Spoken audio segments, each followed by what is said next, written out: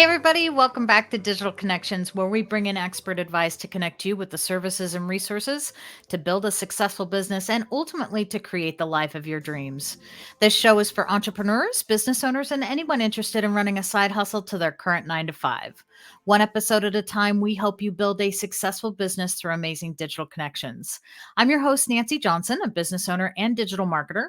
On my way here, I have found amazing resources that have helped me grow my business, and they will help your business thrive too. Everyone needs a friend in digital marketing because digital marketing is about connecting people. So, my friends, today I have a wonderful connection for you. This is a connection that can help you make an immediate shift in how you approach your business. It can also make a huge impact in your life in general. Many of us in business understand how useful mindfulness can be. It is a matter of clarity and control in the matters that you have influence over. But whether or not we acknowledge them, we all have a subconscious that controls our behaviors, the decisions we make, and the actions we take in our lives. And when we do acknowledge this, it can lead to an even greater alignment in how we show up every day for our clients and customers and the work that we do. So a few months ago, I took an assessment called Mindscan. And this assessment pointed out how I think, but in ways that I had never thought about my own thoughts. And it opened my eyes to an entirely different way to think about how I approach business, but also how I could better align to my actual strengths to improve my processes. Since then, I have been coaching with the individual that introduced me to this great tool, and I love the shifts that I've been able to accomplish in the last few months because of it. So, with that, I want to introduce my guest, Joshua Greco, who is a Mindscan certified business coach for individuals and leadership teams. With over a decade of business development experience in the logistics and construction industries, Joshua brings a passion to develop people professionally, personally, and spiritually. He moved to Charlotte, North Carolina in 2011 in pursuit of new perspectives after completing his formal education at SUNY Fredonia, and now splits his time between Charlotte and Western New York. His career path naturally led him to ProAdvisorCoach, where he combines his business development background with his natural affinity to tap into the best of people even before they see it themselves. And I can attest that that is so true. So, Joshua, welcome to the show. Nancee, I'm so excited to be here. Thank you for having me on. Yeah, absolutely. This is really exciting because we talk to each other at least once a week. I think now we're at once every 2 weeks, but to get to do something just kind of on the side is really fun. And you had me on your show too, so we'll talk a little bit about that a little later on. But we've got a lot to unpack here, so let's start with the Mindscan deal. So tell me what this is and how you use it. Sure. So the mind scan is a way to make sense of our thinking. And that's the simplest version I can share. So there's a lot more to unpack uh, related to the actions that we take and the results that follow after that. But we know that everything starts with our thinking. And there was a gentleman by the name of Dr. Robert Hartman who invented the mind scan. He's spent his whole life's work on understanding how our thinking works. So he studied thinking because he knew that if we could figure out thinking and figure out a way to measure it and show what our thinking strengths are and what maybe our potential barriers in our thinking are, that we can use that information to improve our approach to business and life in general. I love the Hmm. definition that you shared in the intro. I wrote it down, actually, mindfulness. You said clarity and control over the matters you have influence over. And that's Yeah. such a great definition because there are things we don't have control over, right? But our mindset is one of those things. And being able to understand our thinking is such a key factor in our outlook of what we want to accomplish and how we set out to accomplish it.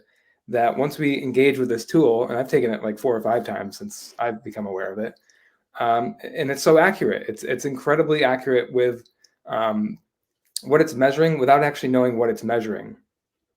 That was another takeaway that I had was like usually when you take those assessments you're like this one's about leadership. I want to be perceived as a leader, so I'll put the leadership stuff at the top. This one I had no idea what the heck it was measuring, so I answered it as honestly as possible, and sure enough it pinned me, and it also opened my eyes to some things that I could work on and some things that I could leverage even more. Mm. And one of the things that I found interesting, because I was talking to somebody about that, about it this weekend, and she was saying, "Oh, I hate those assessments. I never, they never really understand me, or there's somebody wants to tell me something about myself, and I never agree with it." And I was like, "Yeah, I get it, because I've been there, and where I'm like, that thing just pinned me into a corner that I don't belong in." That is not what I felt when I took the Mindscan thing. I was like, well, I mean, I was blown away. I was like, how would it even know that, But I mean, obviously I told it that, but just in the way that it asked the questions, because it was so quick and so easy to fill out, that I really doubted that you were going to be able to tell me anything that I didn't already know, in essence, right? Right. But you were. So well, and so along that line, then, who is a good fit for a mind scan analysis? Yeah, I'd say anybody who's curious about how they can go about accomplishing more in life and in business. Whatever uh, people want to achieve something, they have potential barriers that they have to overcome. And usually we can't see those barriers. That's why I think coaching is so powerful. That's why I love what I do. Mm, And that's why I invest in coaching myself, is because, think of the football analogy. Like the quarterback's out there playing, football, and he sees certain things. He comes to the sideline after making a bad play or throwing an interception. Who's the first person he talks to? He talks to the coach. The coach sees different things from the sideline. And I think that anybody who understands that and knows that there are other resources out there that can make them more powerful or more successful, and it's not like we're leaning on that person, but they're showing us things for how we can ourselves become more.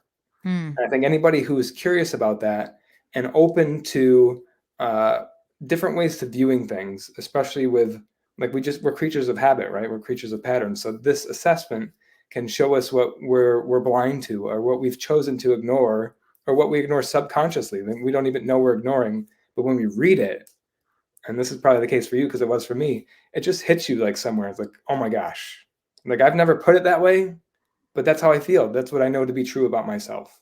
mm-hmm. Mm-hmm. Yeah. And I think there's also this element of hope in a way, right?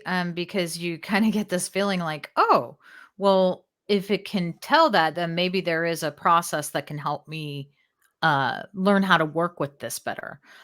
Because I know that this is how I work, but obviously there's got to be ways to make this work for me. And that is really kind of where this all leads to. So when should a business owner or entrepreneur, when should they look to get coaching? I mean, because I think that's an interesting place to start, right? Is there's got to be something that clicks, or something that says, I probably need to go and check this mind scan thing out. Yeah, I'd say if they're stuck. I Mm, think we talk a lot about identity, and we achieve the level of success that we identify ourselves having. So if we think we're a $100,000 producer and we start to earn $125,000, we'll actually do things to self-sabotage ourselves to go back down to 100K. mm, And it works the other way too. If we perceive ourselves as $100,000 producers and we're at 75, we work to get up to the 100K because we know we're capable of that. So to burst through those, what I like to call belief systems, I reference that term a lot. Belief systems, the abbreviation is BS. Those are BS. It's BS. It's made up in our mind of what we perceive we think that we're capable of. And for somebody to get to that point for coaching, I would say they want to get to another level, but they don't know how to do it. mm. So if you're in your business or you just start out and you know what to do, you just got to do these things here and you can execute on them. You might not need a coach, but if you know there's something more for you, you just don't know what it is, and you need that extra guidance, or you need somebody to show the spotlight on maybe a weakness or something you can leverage more of, coaching's for you. Yeah. Yeah. So, I know for me, it's important, as I'm looking for my coach, and in fact, this is one of the reasons why I coach with you, is understanding what their mission is, understanding why they do what they do. So, tell me, what's your mission? Sure, yeah. So I belong to a company, or work for a company as a 1099 contractor for ProAdvisorCoach, and their mission is to bring relief and eliminate suffering in the workplace. So when I first started exploring coaching for myself and what it was and how I could get into the industry, I met some fantastic people and heard that mission statement, was like, oh my gosh, like that's my mission statement. That's what I want to do. I have a close friend of mine that I lived with in college, and 10, 12 years later, we still keep in touch, and we have these conversations about the workforce and the all these different industries that don't do things the right way. We just know there's something inherently wrong with the way things are run. How upper management might think, like, the things that they think need to be happening, and then the people on the front lines who are just fed up with work, and they just show up and they're miserable, and they clock in at 8 o'clock and they clock out at 5, and they just have nothing to do. They want nothing to do with the company that they work for other than just getting the paycheck. And for me, that was just not good enough, or it was never good enough. And even with you read in the intro some of my experience, that my background is business development. I've always loved connecting with people, and earning to my truest potential. I was making really good money, but I was unhappy. I wasn't happy with what I was doing. So when I met people from ProAdvisorCoach, it was my tribe. It was my people. There's a whole band of us that are on this mission to eliminate the suffering in the workplace. And that can come in many different forms, but I feel like I'm living in alignment with what I truly believe in, and that makes all the difference. Yeah, and I loved that about I mean, I had never quite seen a mission statement like that, at least not from a coaching group, but to eliminate suffering in the world. And and coming from corporate America, I sounds so dramatic, but I know what suffering is. Quite a bit out there, right? Yes. Yeah, yeah, there really is. There really is. So something that we also talk about in our coaching is trusting your intuition. So basically trusting yourself that you really do know what's going on. So if you could give me some advice on how to best use intuition. Yeah. I don't know how to describe that without getting a tad bit into the spiritual realm, but I think Mm, that's okay. And I think that's a lot of where people are going. And some people are afraid to go, but know that they kind of need to go there. And it's just there's no other explanation other than this inner knowing. Like, our inner voice inside our head knows when we're comfortable, knows when we're uncomfortable, knows when we're lying to ourselves, when we're lying to the people around us, when we're just putting that smile on and grinning and bearing it. And I think if we quiet down, I'm a big fan of meditation. I always promote that, because when you quiet the noise, and just a quick aside, this is the cool part about the Mindscan. It splits it into the external and the internal world. That internal world is all about how you perceive the world. It eliminates all of the other external factors out there: social media, news, TV, radio, friends, family, events. Like, there's so much in our world that influences the way we perceive it. That what's the real stuff? How do we actually feel about the world around us, without wondering or worrying about how we're going to be perceived if we're true to ourselves? And I think it's difficult in concept, or you might think it's difficult in concept, but there's something that happens when you totally embrace that, and it's like you can't be touched. Like, even if mm, people perceive you as bad, you don't care, because you know it's true for you. mm. Yeah. Mm-hmm. Mm-hmm. It takes a lot of courage to get to that place. A lot of courage.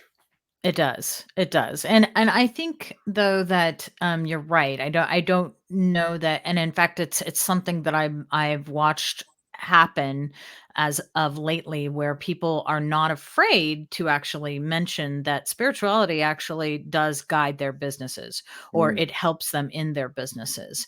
And I think it's an awesome thing, because for me, my business is a major part of my life, and I want my life to be interconnected in as many ways as possible. It's also why this show is called what it is, digital connections. It's about those connections that we make with each other.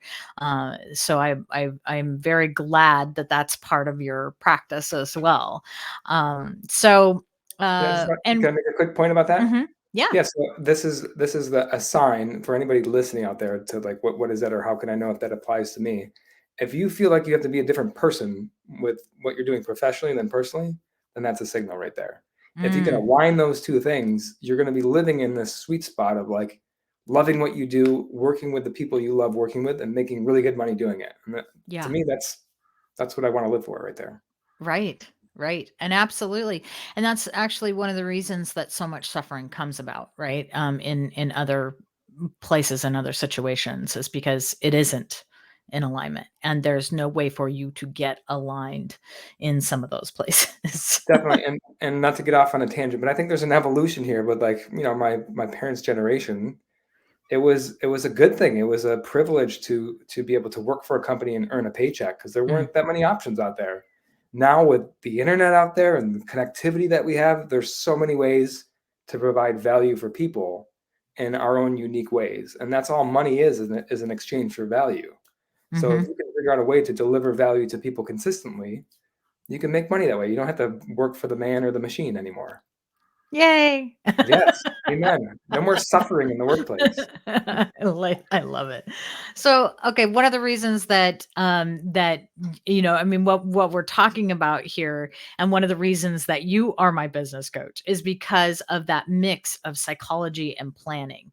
which I find fascinating, right? When you bring the two together, and it's for me, it's why I still coach with you, right? Is because I have this element of keeping me on track, and yet there's this psychological element where I'm trying to understand exactly why I'm doing what I'm doing, right? So tell me a little bit more about that combination of those two. Sure. Yeah. I think there's so many layers to that, and that's probably what that process is like, I'm getting the image. It's fall right now, right? There's a lot of leaves on the ground. Like, if the truth were lying on the ground somewhere, we gotta, like, brush away all the leaves to get to the truth. Mm, And that's what that process is like with we when I first start to engage with a potential client or a client, we set a goal, we set an intended target. Now that usually changes throughout. There's this, what I like to call, below the waterline. I say what I do is above the waterline, best practices, procedures, all the tangibles, things you can get your arms around. We usually start with something like that: more money in the business, more revenue. Along the way, we navigate these things below the waterline, how we feel about certain things. It doesn't feel right to us. And it's that process by which tweaks the above the waterline to something that's in alignment with what's below the waterline. And when mm, we have that alignment, then that's where the true magic happens, because not only will you love what you get when you get there with your goals, but you're also loving what you're doing in the process to achieve it along the way. mm-hmm. Mm-hmm. Yeah. Well, all right. So let's talk podcasting, because you just mentioned something, like pushing away the leaves to find the truth, right? Yes. And you have a podcast called Truth Seekers. So tell me about this podcast, please. Yeah. So Truth Seekers, the tagline is simple secrets of the successful. And I liken it to why people write books, right? People write books because of their experiences. It takes them a decade or more to learn these lessons. And what they want to do is sum it up or dumb it down to people so that they can share what they've learned, and people can, like, basically shortcut whatever it is that they need to experience. Same with the purpose of my podcast, or our podcast. My co-host is another coach at ProAdvisorCoach. His name is Nick Davies. And simple secrets of the successful. We want to bring people on that have had success in their business and really target those times where they've overcome an obstacle or achieved something really great, but they had to become somebody more than themselves, or the best version of themselves to achieve that. And it's twofold. The purpose is twofold: to give them a platform to share their story, but Hmm. also the listeners to apply that same principle in their own lives. And that's success is basically dumbed down to principles. And we know most of these principles, but it's great to be reminded by these fantastic guests that I have on the show. Yeah, yeah. I oftentimes I'll get a notification that you've got a new one, and it'll pop up. And even just in the the little blurb on it, I'm like, oh, that was perfect. Just what I needed to hear today. Thanks. Thanks, Josh. Yes. All right. So do you have any other resources that you suggest for business owners? Well, that's a good question. I like an exercise that I do and that we practice at the company called client segmentation. And basically, Mm, it's a foolproof way. It's very iterative, so you got to stick to it, because it's a process and it takes a little bit to get through. But it's identifying your ideal clients. When I say ideal clients, like the people I mentioned this earlier, the people you like to work with, that pay you well, that it just feels natural to work with them. You'd probably do it for free if you had to, but they pay you well and you like spending time with them. And there are how many people in this world? Billions and billions, 7 billion people plus. There's over 330 million in the US. There's hundreds of thousands of businesses. To think that we can't find 20 people that pay us really well and that we'd like to be around is crazy. And now it takes some time maybe to navigate that. But think of people who could be our customers or our clients for life, that we're friends with. We know their families. We're in touch with, we go to their kids' soccer games, like all that stuff. We're surrounding ourselves in a community of people that we love to be around, and we're producing incredible value and helping them in their businesses as well. So this tool gets really specific with two different categories, what we call demographics and psychographics. And demographics are that above the waterline, the tangible things. What is this person, what's their age, what's their income level, what do they have in the business, where are they, things you can really define. The psychographics are where a lot of businesses or companies miss out on. And those are the things like common interests, or willingness to refer, or I'm drawing a blank on a couple others, but it's these below the waterline things that are a little bit harder to define. But if you were to ask somebody, they would know right away. Like, yes, I have common interests with that person. Now, when you start going through your portfolio of people or businesses you do business with, pretty quickly, it's a grading system. The cream rises to the top. You're like, well, that's not a surprise. Well, that's not a surprise. And you find the people near the bottom like drain your energy. They're people that when you see that calendar invitation getting closer and closer, just like and there are those types of people out there. So if you could fill your schedule with the people you love doing business with, then that client segmentation exercise is absolutely excellent. Yes. Yeah, it was one of my favorites actually because it's a lot of what I do in my business as far as creating digital strategies for people. We talk about the demographics, and we're doing the target market, right? But very rarely do we talk about those psychographics. And so it was an interesting exercise for me. And really, it was one more eye-opening kind of thing, right? Where the next day I was calling my clients and I was talking to and I was like, hey, by the way, you rose to the top of my list as my in these psychographics of people that I like, and this is why, and one of the ones that really struck me was like the ability to learn, right? And the ability to be open to learning. Yes. And that for me is so important in the clients that I have.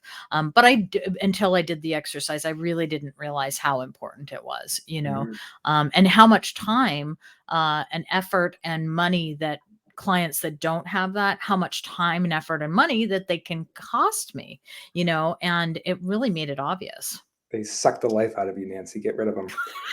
They'll find other people. They will, I promise. Those life suckers. Well, and Right.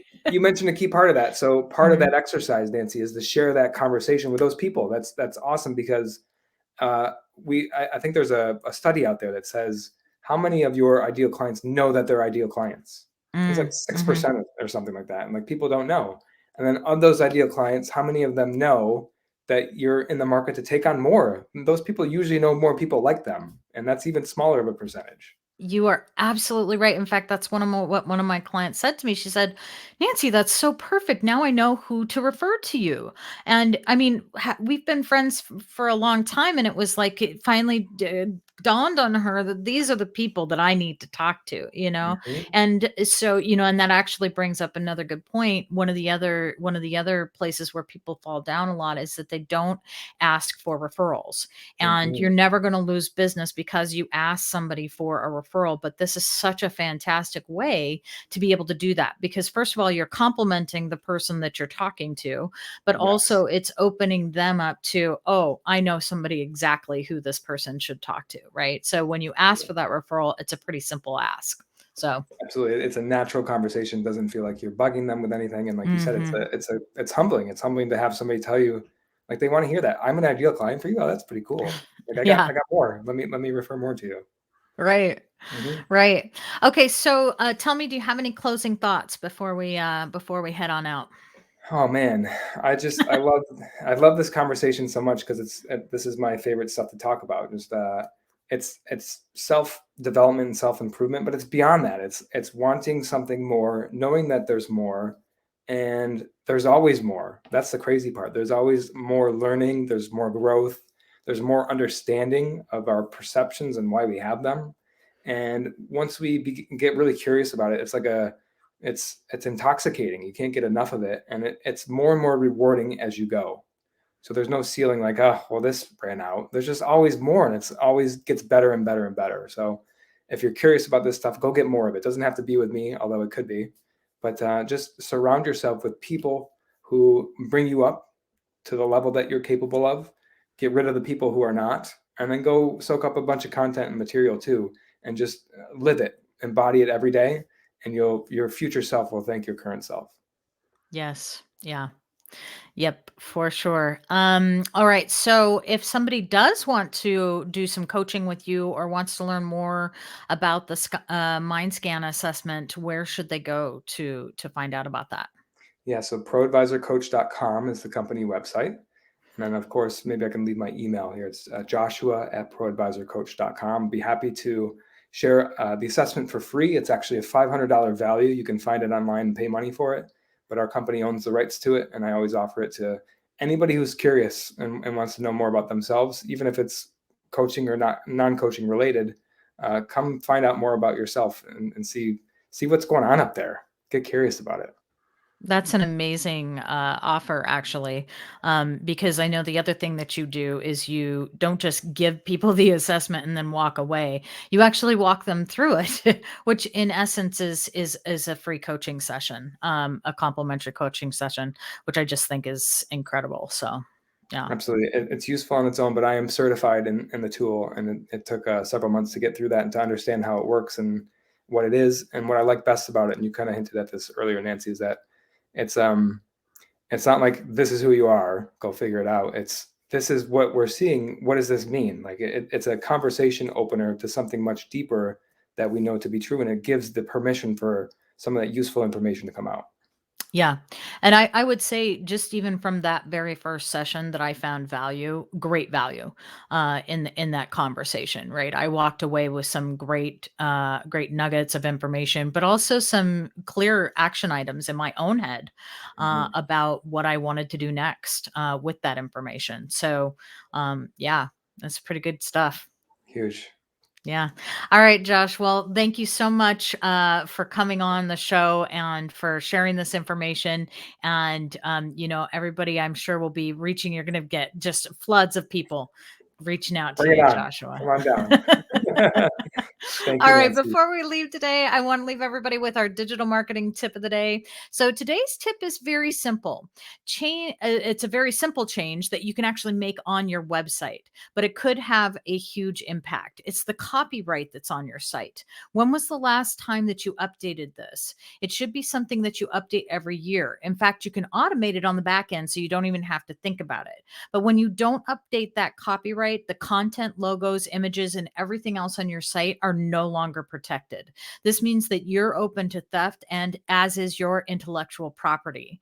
It's also a trust indicator with people. It means that you care enough about your content that's being presented out there. You care enough about that to keep it up to date. So, what date is on your site?